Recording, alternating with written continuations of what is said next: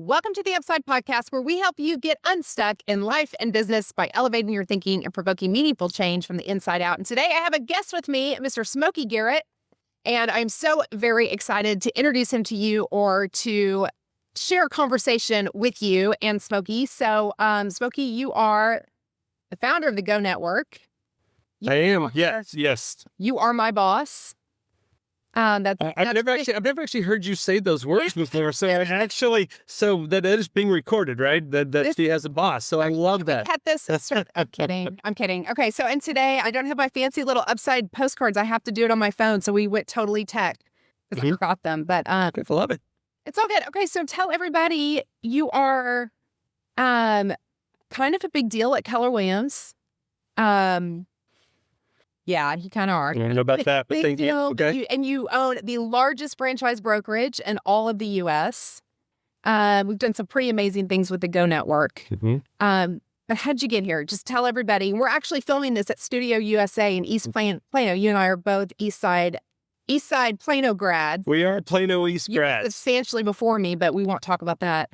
So anyway, so you were born here, local. Born here, yes. So just tell us a little bit about your story. All right. Well, I love that. First of all, thank you for having me on. I'm excited to be here. I'm excited to get to be a part of the journey, and I've never looked at it as anyone really worked for me. I've gotten the opportunity to work together with you, with your husband, and we've been on this journey for actually several years in one capacity or the other. So Thank you for that.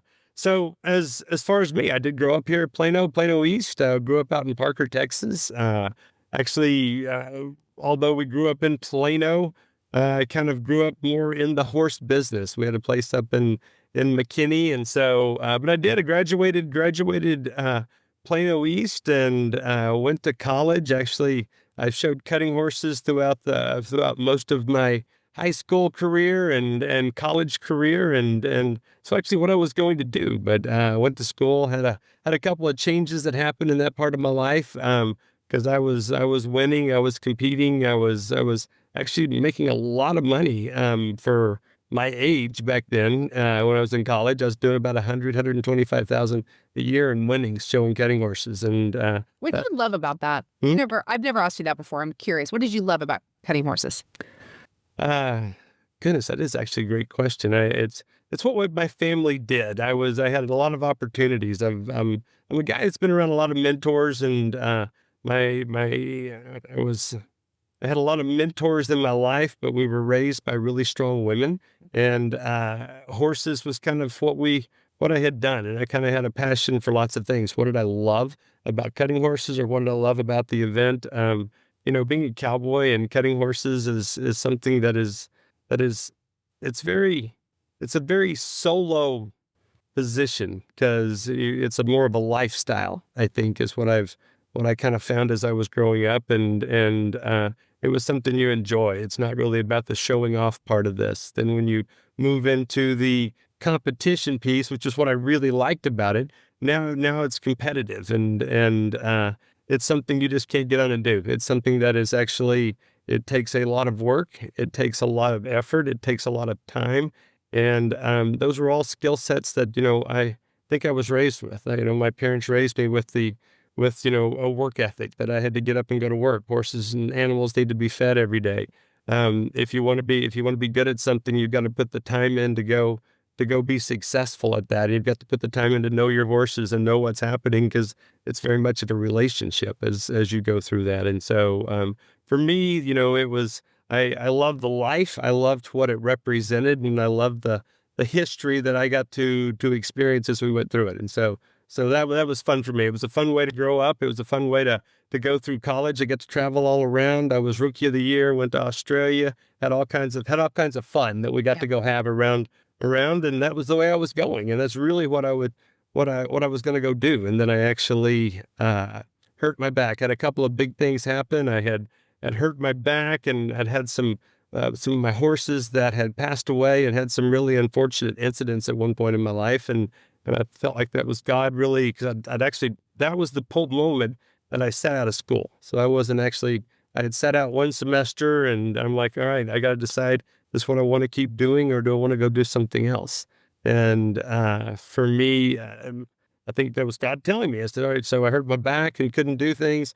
Horse passed away and colicked as they sometimes do. And those things happened. And, I felt like that was God telling me, all right, this is probably not your path. Yeah. I always used a lot of signs with that. And I went back to school at that moment and, got back in school, took the summer semester, changed my majors from the agriculture and horses to business and marketing, and changed kind of my path in life. And so that's, Glad you did. well, absolutely. Thank So you. then you got into real estate. Yep. You were rookie of the year, your first year in real estate, There was. and you met your beautiful wife, Sarah, Mm-hmm. in real estate. I did. What year did y'all start it together, right? Did I get it right? We didn't know each other, but yes, Okay. we did start together. Okay. She was a year or two ahead of me in terms of the process, but I did. Okay. Yes. So I graduated into what I was going to do. Real estate was what I had as a major, or as some of my options there. And so real estate was kind of horses didn't translate onto a resume to say, hey, anybody wanted to hire me or anything that really Yeah. worked. And so real estate was something. I graduated and got my real estate license. That's where I happened to meet my wife, was in actually real estate school. Two very different people. We ended up just being friends, ended up not really knowing it or started dating for a couple, 3 years down the road after that. But that is where I met my wife and did go into real estate. Very, very offhanded. I didn't know if I was going to like it or not. I was a traditional story. I spent the first 6 months of my career not selling any houses and not doing a lot. I was working a whole lot and for some reason didn't quit. Wanted to quit, was always planning on quitting and transitioning out of there. But I did. What else will I do? Well, yeah, there was that. There was a pharmaceutical sales and some different parts of the industry was really where I was looking to go. And Yeah. but I remember very clearly my 6th month I had 10 closings. And how did you have those? What'd you do? It was just back then. The average marketing time was about 4 months, and it took 30 days to close after that. And it was actually, I learned from that. It was just kind of a numbers game. I had a lot of business and listings. I just didn't sell any properties. And so I think it was the accumulation of all of the work and numbers. It's where I learned, got confidence with actually. If you do the work and you invest the time in, there's going to be a result. And that was just how the numbers worked out. It would have been better if it would have happened, a couple a month, every single month, but that's not how it worked out. The market back then and what numbers and stats were, it said if you do the work, which I always did the work, and I was fortunate enough to get into an organization to where they taught me how to go lead generate, and that was what they kind of promoted. And so it was lead generation and going and getting the business and going and being involved in all the different ways of prospecting, from open houses to cold calling to door knocking, all those things we started doing. And it just kind of worked out at the end with the numbers. And so that 10th month, the 6th month, I had 10 closings. And I'm like, all right, because I was selling horses and selling everything I had just to kind of make it through that 6 months. And then from that point on, I committed to myself, I would never go another month with not having a closing. That's awesome. And I did. So There you go. So then, okay, so tell us, just kind of go through what your evolution was, rookie of the year, really, to building a team, a top team, to leadership in Keller Williams, Arlington. Just kind of go through that journey. What got you today to being the #1 franchise brokerage owner? Okay. Well, so journey. So path and journey is, I did start in real estate after that first year.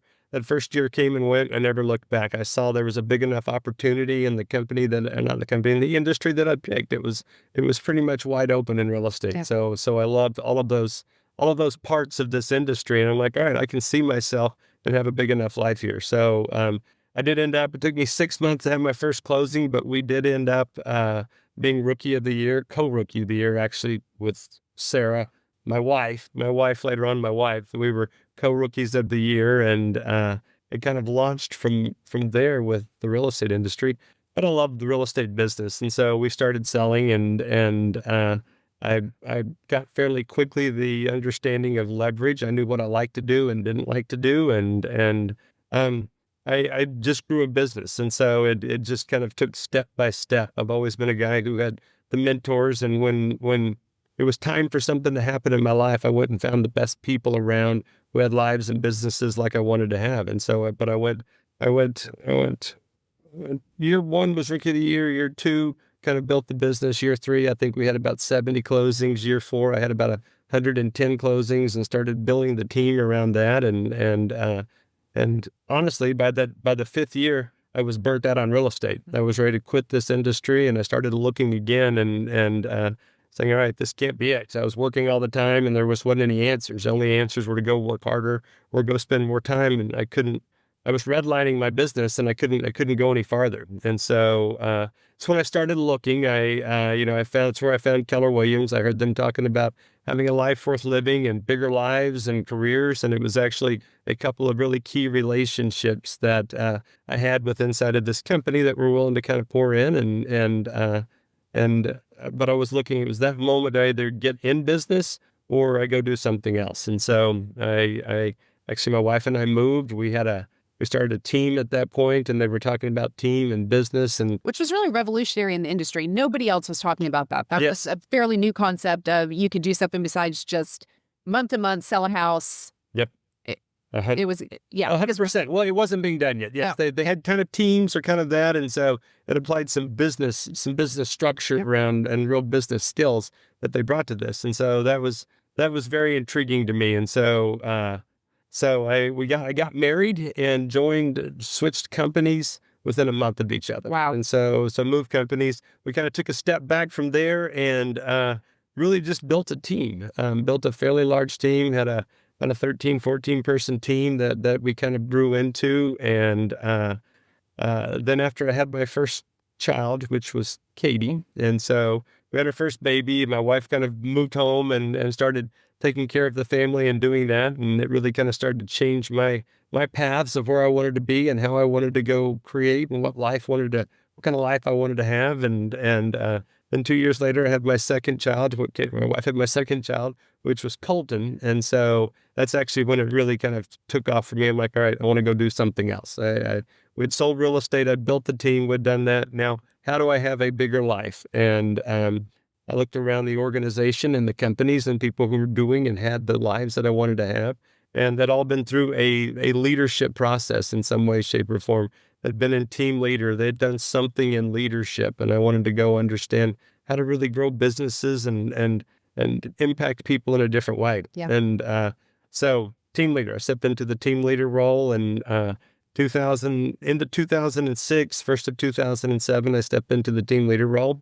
And that kind of launched my career. I really found what I was passionate about. So you took over the Arlington Market Center. At the time you took it over, probably a lot of people would not have looked at that as an opportunity because it was a struggling market center. Yep. You could probably talk more about that, but you took it and built it to the #1 office in all of Keller Williams, over 700 market centers. What made you say yes, though, to that opportunity when it was certainly an uphill climb? Yeah. So why'd you say yes? I wish I had really great answers. I think there was two things. Number one, it was the next opportunity when I was ready. Yep. And so I have always, when I'm ready to do something, I look around and try to figure out what is the best opportunity. And I was looking for two things. Number one, I was not looking for a job. I did not want a job. I did not want to really go to work for anybody or do that. I was looking for what is an opportunity that I could go build something? What is an opportunity that I could go take something and do something large with it? And so that was, and those two things happened. But again, and it's been a theme in my life as I look back and get to think back through, there was the right who that was there. There was a who that was willing to pour in, who had done it at a very high level.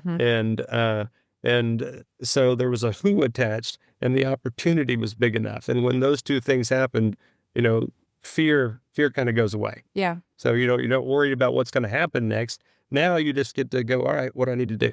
Yeah. Teach me.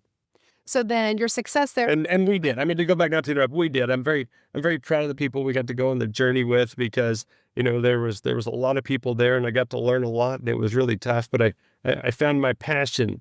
And I still remember a couple, there's moments in your life to remember. And I remember when I'd been there 6-7 months and leadership's a tough journey. You have to be willing to go through with it, because you got to take everything you know and think you know about humans and life and leading yourself, and you pretty much get exposed very quickly. You don't have any idea what you're doing. But I realized there was a point there when I'm handing somebody an award, and I really got to impact that, had an opportunity to be a part of their life and a part of their journey. And that's where I knew my passions, because I was way more excited about giving this person the award than I'd ever been about getting an award myself. Mhm. And I was more excited about doing that. And that was a moment in my life. I'm like, all right, this is where we go. And so I'm passionate about this. Now fill me in more. I'm not just here as a passenger. I'm here to, all right, how can I go do this better than it's ever been done? And we got to be on that journey. It was a tough time in real estate, because 2007 was a great year in real estate, but then into 2007, 2008, the market crashed, and we had a huge crash, and that got me really clear on the business spots of this, and we ended up taking it. It was, on the bottom side of Keller Williams and the market centers. That's why the opportunity was there, and within 5 years, we took it from being in the bottom of Keller Williams to being the number one market center and number one business in all of Keller Williams. Yeah. Pretty awesome. It was a fun ride. It wasn't just me. I had a whole lot of great people that I got to go on this journey with, and a lot of them still in business with you, and still on the journey. And a lot of those people are still on the journey with us, and I still get to be in business with. So people have stopped off, and they've all been a blessing in my life as I went through. Yeah. It's about seasons. It is. So you taking over, I'm just going to take us kind of to current day, because you took over the Arlington Market Center when it was a challenging time in real estate, and really led through a lot of market disruption. Yep. We have had multiple disruptions now in the industry, and they're happening, and they're going to continue to happen. And I think it's not just real estate. It's every industry is being disrupted by technology and by competition. And it's just a fast moving game. And I see you definitely as a leader who leads well in change, leads well in disruption. You're thinking not just, 3 days from now, you're thinking 5 years from now. And you're 3 steps ahead of everybody else, and that makes you a great leader for a visionary organization. But what have you learned about, most people don't like change, let's be real. Sure. So the most of the time when we're leading, the people that we're leading and then the people that they're leading are going to be adverse to change. What have you learned about helping people and organizations adapt to change and to do it quickly enough? Because I know speed is a core value in your life. Speed is a core value in your life. That is for sure. Well, I don't think anybody really likes change. Change always comes with, resistance, by nature. Yeah. Anything you're going to change is going to take resistance to happen. And so I think, there's 2 ways, and we could spend the next 3 days talking about change and how you take advantage of that, or how you get people to change. I think there's only 2 ways people ever really change, and you're either moving towards pleasure or you're moving away from pain. I mean, you're either moving towards what you want and the goals that you have, or you're moving away from some immediate pain that you have to have and go through. And so anytime you're in challenging times, to go back and you have to define what challenging times are, because I've been in the real estate business for a long time, almost 30 years. And so there's always, every year, there's been something challenging about the year. There's been something challenging about the market. Even when the market was incredibly hot, it was challenging because you couldn't find homes to sell. Yeah, everybody was exhausted. Everybody was exhausted. If it's good, if it's bad, if it's changing. So there's always that piece of it. And I think you go back to the individual in terms of which is about leadership. Because as you go up in leadership, there's leading individuals and there's leading companies. And those are two different leadership sets. Leading an individual, and you have to actually have both to lead large companies, because you have to have the ability to lead individuals who are in your inner circle. But you have to make sure you're choosing the best individuals to then help teach them the skill set and mindset to actually go lead the large organization. The more effective you are at individual leading, the more successful your organization's going to be, because you're allowing people to open up their potential and what is next. And so as you're talking about changes from an individual standpoint, you've got to understand where somebody's going and help someone understand the whys they're going to be moving and the why the change is important and help them tap in. I'm never going to be able to tell you what to do. I'm never going to be able to force you to do something. But I can help show you the way. And, we talk a lot about leadership and what is leadership. And, one of the things leaders do very effectively is help teach people how to think. And then so they can get what they want when they want it. That's how I was taught, teaching you how to think. So putting you in a scenario, not to where it's my idea, but to help you reach your goals and how you need to think in order to do it. I've always been that guy who I like setting big goals. I like working with inside of really large goals because I'm not concerned about accomplishing it because I'm not the guy when I set them. We can't accomplish it, but I'm excited to go on the journey, and that journey has to be changed to I can't reach my goals until I become the human being who can go accomplish it. And that's all change, and that's just moving towards and throughout different seasons and chapters of our lives. Yeah. Well, you mentioned, people move because of pain or pleasure, and I think one of the challenges when you're a visionary leader and you're seeing 5 years down the road, let's just say, for example, and we know that future pain is coming if we don't change now, but there's not always an immediate pain. Correct. And so to get people on board and to change how they think about something when they're not feeling the pain, they'll change once they're completely disrupted and they have to. But what you want is a competitive organization who's going to make the change before they have to. Sure. How do you help people think about change so that they're willing to move before it becomes a painful situation? It's a great question. And when you figure that out, you just know, because I don't know. I mean, I don't think anybody can do it. I think as the organization, my job, when I was an agent, my job was to go do transactions and help people buy and sell real estate. And I'm looking kind of at a 30-day, 60-day, and 90-day cycle of what's happening and how my business is working. When I became a leader, you're really looking 1 year down the road almost, because you're looking, I can't fix this month, but I can fix, 90 days down the road, and a year from now I can fix this. Right. And you move into having to do more vision, and the higher you move up, the less connection you have with people. And that's the tough part of it. But what happens is you now have to be able to look 1 year, 3 years, and 5 years down the road, and how are you doing things? And so it comes back to who you're in business with matters. And it really does, because you can't do all of those things at the same time. It's hard to look at today and then look at 30 days or 90 days, 1 year, 5 years down the road. You have to have people that are going to do that. You have to be in business. And so you're not here to change everybody today, but you're here to build a place of how we see the future working out, and build an organization that's going to allow people to accomplish their goals both today. And the key is with being in business with talent is you've got to build a business big enough for the future where you have plenty of opportunities and you can continue to build the big business. That way, everybody gets to be on the level when they're ready to accomplish what's next, because you're not going to, forcing someone to go change is when they don't want to is Not going to happen. No. Well, it's almost violent. I mean, it's not good because I'm forcing you to do something you don't want to do. But when you're ready to change, as a leader, I can help build an organization, be part of an organization that when you're ready, I'm going to have the answers for you. And I'm going to help teaching you to think as we go. But we're in an organization because we're on a journey together. Yeah, I love that. So what do you think, as far as disruption, let's talk specifically about the real estate industry. Yep. What do you think right now is the most disruptive force in the real estate industry that we need to be focused on? I think, pick from the many. I mean, there's a lot of things going on in our real estate industry right now. It's a very interesting time, because I think we're not just dealing with a market shift. You have a consumer shift. Consumers all of a sudden have a lot more power in this world, and not power. It's just, hey, they got a lot more options out there. I mean, you've had all of these new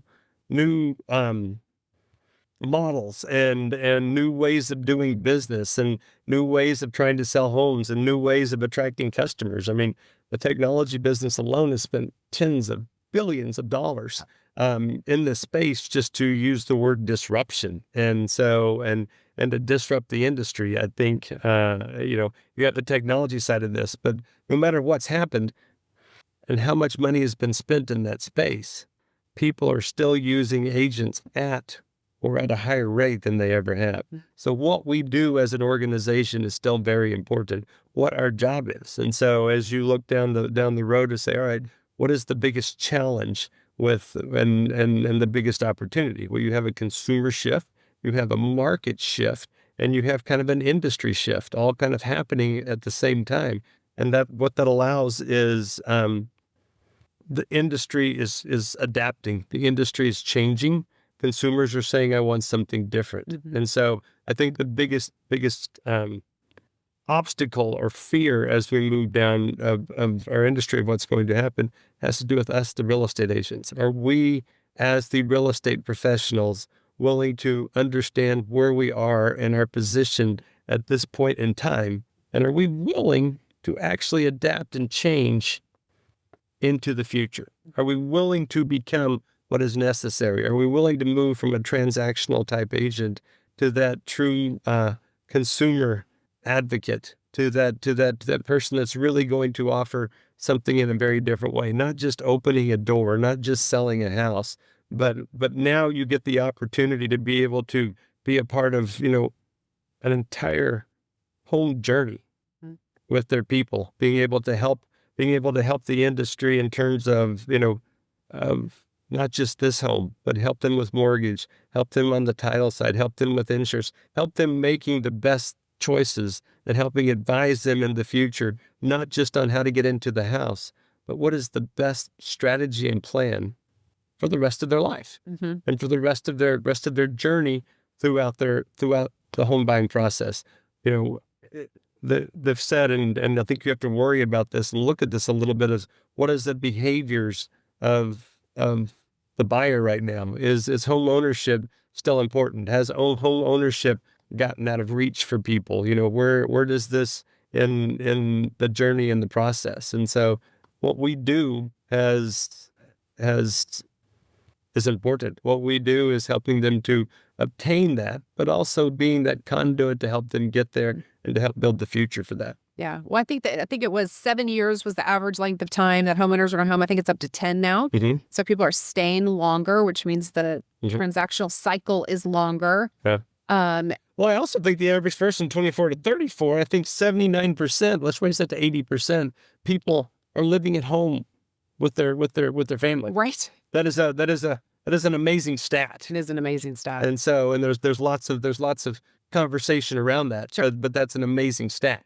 Yeah, the game is definitely changing. So we had focus groups at Dallas Preston Road this morning, and they're happening all over the Go network for a new platform that we're releasing to our agents for our off-market solution, private collection, and then also a whole platform for them to negotiate offers in a completely different and disruptive way. Right. And what I love is, so we had 3 focus groups this morning, and it was top agents at all of those groups, but it was fun to see the ones that are so willing to jump on board quickly to change and to do things differently, and started thinking strategically, not just, okay, how do I have this and use it, but how do I take this as a competitive tool, think strategically, and go out there and dominate in the market. Right. And when you get into business with those kind of people that want to think strategically and competitively, then the disruption becomes fun, because then you get to be the disruptor. Absolutely. Well, you find the group, and that is when it gets fun. Is when you as you go through the process, there's always goods and bads. There's always hard times and really great times. But you're at that spot to where the people start to show up. When you're actually when you're actually doing the right things, the people who want to go on the journey with you, and those are the ones that start bringing you energy, because they're like, all right, there is a different way. That's when culture is kind of rebuilt. That's when energy starts to come, and you start to have creativity that now is circling around an idea and a belief. And then once that happens, now you start to create momentum in the organization, and you start to create momentum inside of the people as you have success and as things go. And that's how you begin to change the market. That's how you do something that's never been done before. Well, and I love that you said the word culture, because I think sometimes we think of culture as warm, fuzzy community and, chicken noodle soup community. And all of that's good. All of that is culture. Absolutely. That is culture, but there's also That's a result of, right. It's right. But there's also a culture of productivity. There's a culture of disruption. There's a culture of competition.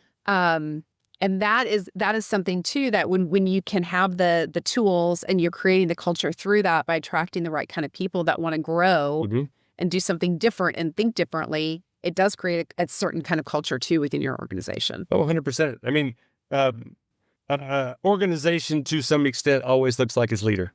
Yeah. After a while, the organization always starts to look like its leader and takes on the beliefs of its leadership. Culture becomes the important part because, there's culture is always changing. There is a belief system in the culture, but you have new human beings every time 10 to 15 people come into your organization. Right. It changes the culture of your organization depending upon the size. If you're a 5-person organization, one person coming in changes the organization. It's your job as the leader to help hold that culture. Is this person coming in going to fit the standards of your expectations of how you treat and how we behave around each other? And that's become a tough thing over the last several years, just in terms of how you lead through that and what is leadership. It's not been easy to be a leader it's never easy, but it's been super tough, for the last 5 or 6 years, just to understand and navigate the world as it's gone through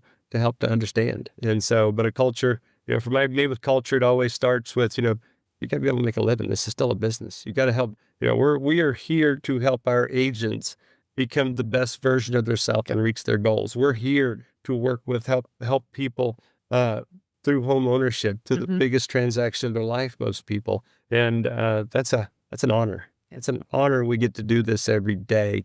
And so, the culture of how you build things and who you attract begins with who you are and how you believe, but then the people that show up around you are what's going to attract your tribe and what journey you're going to be on, where you're going. And that's why we talk so much about vision, and why, as a leader, laying out a vision for today and into the future is what's going to attract the people along the journey. And that in many ways helps to shape the culture. Yeah. Culture gets really wonky when you stop growing and you have a whole bunch of people to just kind of slam into you. Right. Then you may have had a great culture, but because the organization stopped moving, everyone slammed into it, there's no more opportunity for people. So now all of a sudden, even though there's same great people, the culture now feels different. And so culture has to be a culture of growth and productivity, but then in the people you hire is how you treat each other. Yeah. After those things happen. Vision attracts, culture retains. Absolutely. Okay, so top 3 character traits for realtors and leaders of the future. What are the top 3? Who do we have to become? The top 3 things for success as we navigate, let's say, just say the next 5 to 10 years. Yeah, the next 5 to 10 years. I think in our organization, 5 to 10 years from now, not our organization, just in our industry, it's currently being fought for and trying to figure out, what the future is going to be. And best way to predict the future, that's where I draw my energy.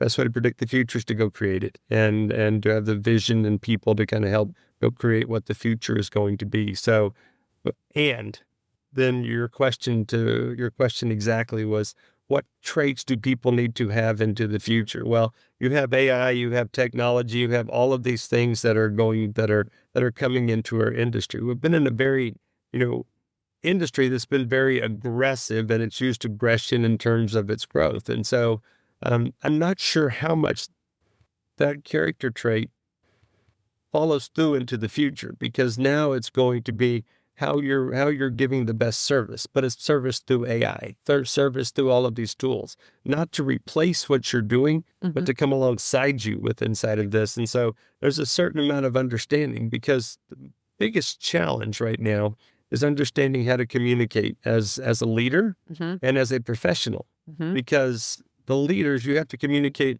You got baby boomers, you got Gen Xers, you got millennials, you got Gen Zs, and you got all of these different, we're in that world where everybody communicates very differently and has different needs. And so how you're able to either get really clear on who you're working with and what you want, or that is one solution. Second solution then is how you're able to communicate and have different ways of communicating through multiple different levels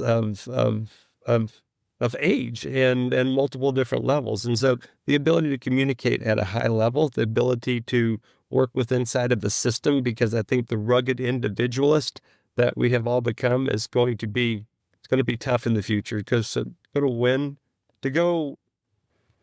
there's so many outside forces to go and say, hey, we can go win against the world is a tough thing. Yeah. Sounds good, but that's a tough task right now. So it's who you're going to be on this journey with and who you're going to be working with. So that ability from a partnership to bring energy is going to be important, and then be able to be adaptable. We talked about speed. Speed is 100%, because what's interesting about this world, what's interesting about our industry right now is it doesn't matter whether you've done this for 30 days, 30 months, or 30 years.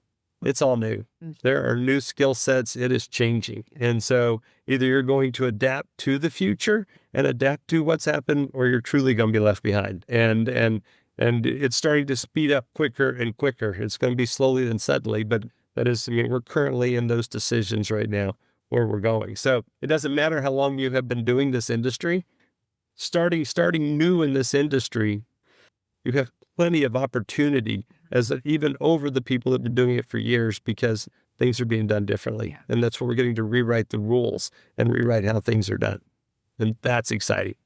Okay, so maybe that's the answer to my next question, but let's kind of wrap with this. What gives you the most amount of hope for the future? That's a great question. And so what gives me the most amount of hope for the future? I think I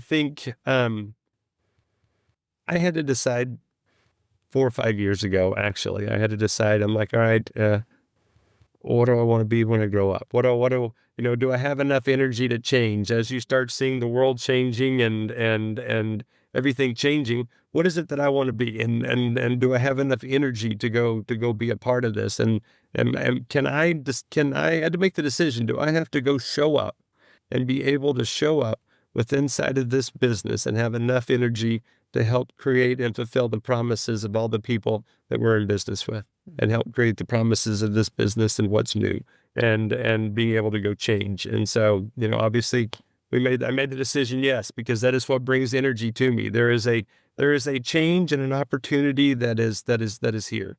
We get to decide if our profession and our industry is going to be valid into the future and is going to be the leader and lead into the future with homeowners and home ownership, and what role we're going to play. And so I've always gotten energy about getting to recreate things. I always think in my own head as, what do I have to be the best in the world? What is that, whatever those things are. And those are always my standards that I step out with. But, going and actually changing the industry and being a part of this change, and being a part of the future of this industry, and how the real estate agent of the future is actually going to be the most essential part of the transaction and the most essential part of someone's life. Just like you're going to have your doctors, you're going to have your financial planners, and you're going to have your real estate professionals that are helping to manage everything about your home, including your wealth.